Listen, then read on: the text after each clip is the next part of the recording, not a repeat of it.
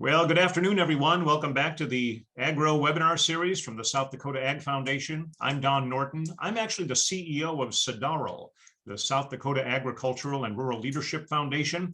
On behalf of our 300 graduates, let me just say it's a pleasure to be here. And we're actually launching our 11th class tomorrow. Very, very excited. We paused the class because of the pandemic. Probably because we really couldn't get into every place we were going to take the class. Washington, D.C. was pretty shut down. And so we just thought we'd put that on hold for 1 year. And now that year is up and we're excited to get back in it. I'm also on the board of directors of the South Dakota Ag Foundation. This is the Next Generation Ag Panel, what it means to be a new producer. And we have two very prominent new producers with us to talk today. And you can also direct your questions to them if you'd like. If you'll notice on the bottom of the Zoom screen, there's a Q&A box. And if you type your questions in there, I'll be watching that. And we'll get to as many as we can here in the next hour or so. So let me start with Scott Osman. That's the guy in the tractor. Scott is doing what every good corn farmer should be doing today with this beautiful weather. I don't know what it is all across the state, but here in Brookings, my office is at South Dakota State University. We've had just quite a nice run of weather. It got a little foggy this morning. That's because it's going to be abnormally warm the next couple of days. 60s this weekend. Great for corn harvesting. Scott's a fourth generation rancher. His parents, Mike and Darla, his wife, Caitlin, operate a bison ranch, and they farm organically near Mission, South Dakota, on the Rosebud Sioux Reservation. The Osmans were registered and commercial Black Angus producers, but we're looking for something different. And I believe they found something different. While Scott was at college, he started looking into the bison industry.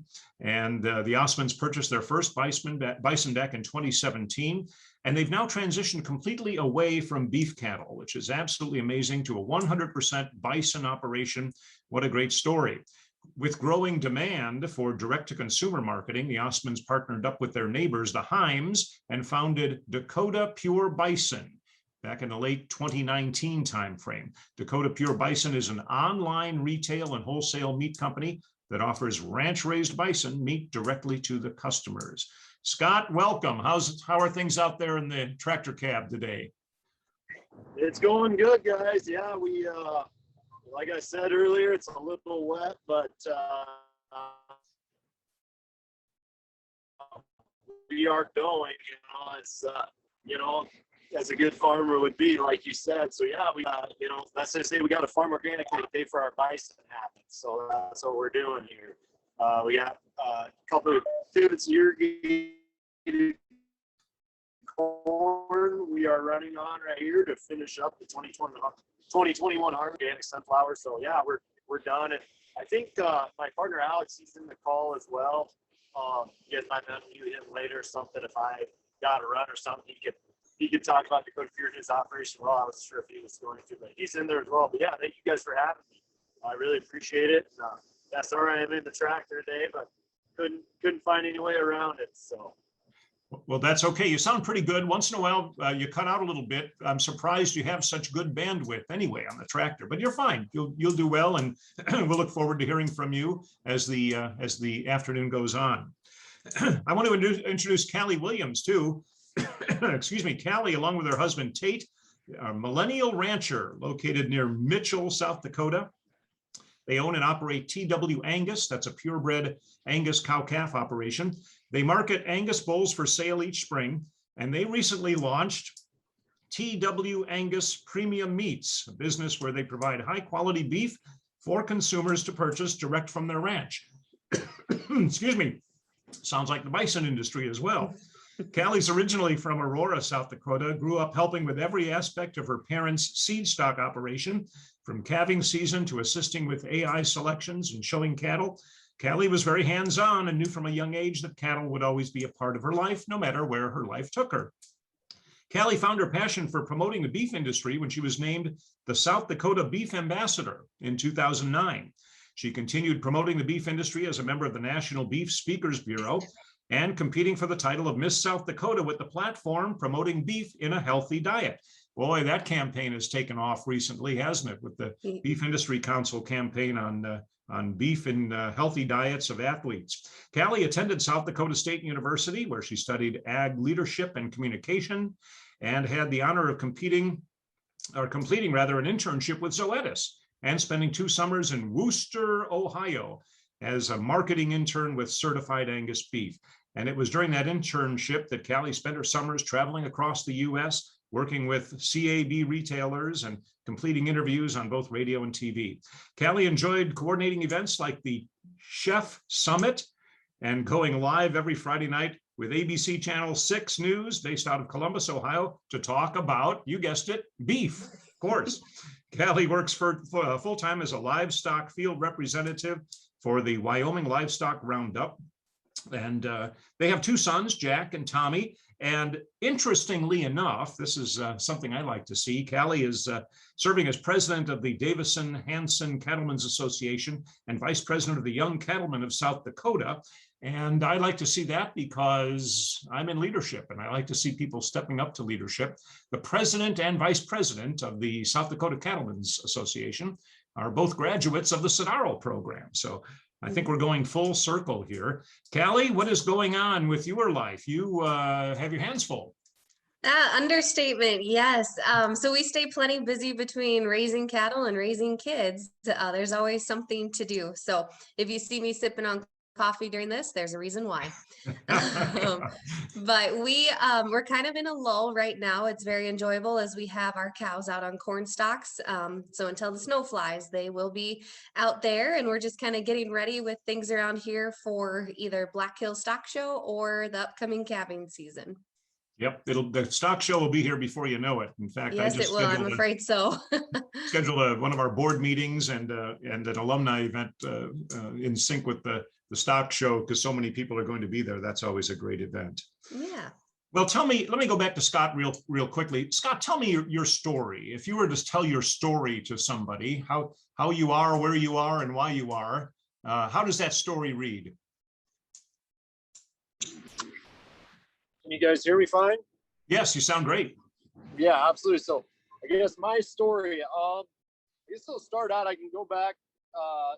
My family originated from Germany after World War I. My great grandpa settled, or he was around the area of the Omaha, Nebraska. He moved up to Tripp County, Winter area, and got a homestead there. And then he had, quite a few sons, and my grandpa Joe was one of the youngest sons, and he was not married. And so when he's about 16, my grandpa got a range unit lease near Mission, South Dakota. Rented it, range unit from the tribe, as well as got a couple deeded quarters bought there as well. So he was the youngest boy. He wasn't married, didn't have any kids, so he got sent out there, and that was back when there wasn't any fences. It had been in the 40s. And he was the fence. He rode the fence. And that original area right there where that first quarter was where Osmond Implement sits now. And that's my uncle owns that now. It used to be a partnership between my dad and all the uncles and Mary Beth, as we talked about earlier. But that was that original area. So went up there, and then the place that my dad is on, I think my grandpa bought that in 1972, I think is what it was. And so then I was, that's where, after the partnership, was divided, Osland and Cattle was a partnership raising, commercial cattle, Black Angus beef cattle, and farming organically and everything like that. They split up. My dad ended up at the place we're on now. And so, we're now farming organically, transition to bison. And here I went to school in Winter, South Dakota. Went to high school there. Went to SDSU for about 9 months. That's all they got out of me. And then I came home. I was at Mitchell Tech for a little bit too, but that didn't, I just got right through that, came right home. I've been here. I met my wife. We got married in 2018. We got a 2-year-old and we got a 2-month-old. So wow. Things are happening. So me and my dad and my mom were, my wife were operating this, and then we were we were fighting the hired man deal and fighting, just the markets there in 2015 and 2016 with the commercial cattle operation. We dispersed our registered Angus herd in 2008. I was pretty young then. I was born in '96, so, but and so we dispersed them, and we're kind of gonna focus more on organic farming. Well, then pretty soon, Mike Osmond, my dad, he was built up. We had 1,600 black commercial cattle Angus pairs. So we were running cattle all over, and we were just looking for something that would kind of fit better. As we were doing just like everybody does, we were calving in February and March, fighting blizzards and doing all that, and had all the hired men. So just looking for something that fits. So I started, I actually read Stephen Rinnella's book, American Bison, really got my mind going. And then we started asking around. We visited a few bison ranches, and it just seemed like the thing to do. So of course, at that time was when the markets were at all-time highs and all that. So of course, that's when you want to buy into an industry. So there became a lull in the market after, as soon as we started producing animals. But, we bought 180 2-year-olds and 300 yearling bison heifers, all open, not bred. And that was our dipping our toes in the bison industry. And we sold enough black Angus pairs to sustain that herd. And we went through that first winter of 2018, and we had and after that, I was pretty much sold, trying to pull calves out of snowbanks and black Angus calves out of snowbanks and everything. And all the buffalo just running around on the hilltops. That's when we knew there's something to us. And the Heims, our partners, they were crucial for us getting in to the industry, because I was calling Alex about 3 times a day, asking questions. You turn the first animals out, you hear the horror stories. No one tells you about all the good stuff about them, getting out and everything, but we haven't had any issues, and the Heims are very crucial to that, in helping us out.